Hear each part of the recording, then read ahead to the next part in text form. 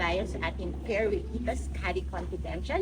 Ang kasama natin ngayon si Ate Jinky. Hi Ate Jinky.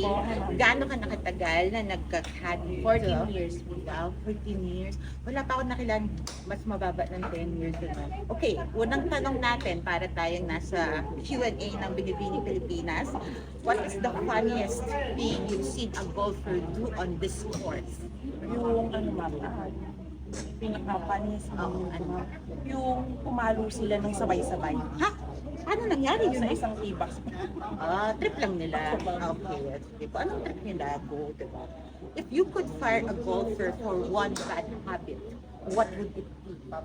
Yung naghahag sila. Nag-ano? Nag- Ang totoo, nag-ano? Ng club? Nagtatantrum. Ay, mag-tantrum. Ako natin ganyan ako, pero hindi na ako ganyan. Which hole in this course is the biggest player killer?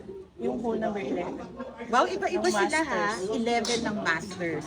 So yung isa, hole 9, diba? Yung isa si hole 16. Tingnan nga natin sino isa.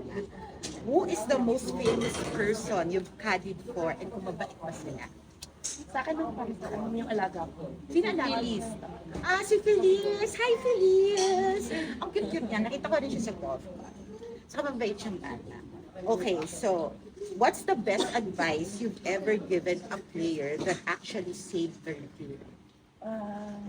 Stale ka. Kalma lang ko. Calm.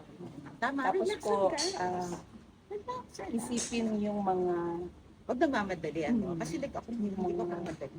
palo, pangit, tapos Mas mahirap siguro pag bata, pag alaga mo yung bata. Kasi Tapos, hindi pa nila, iisipin ko kung bakit ko nagawa yung sa susunod na boot. Yan.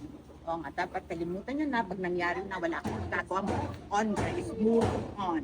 Okay, anong ginagawa mo pag hindi ka nandito sa fairway? Anong sideline mo or passion? Nagkakadiwan sa ibang goal. Kasama ko Hindi yung alaga ko. Si Feliz. Ganun. Araw-araw ba yun? Hindi naman ma'am, pag nakinig. Pag may, paano pag walang tournament? Tapos wala ka, gano'n. Hindi siya napapakante, guys.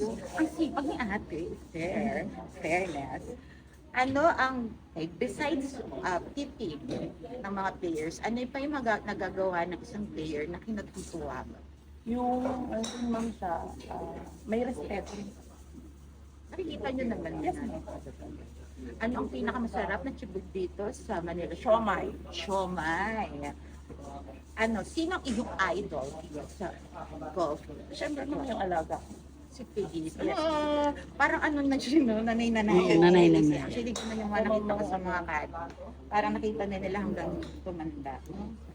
So, thank you, ate. Thank you, ma'am. And I'll see you at the fairway.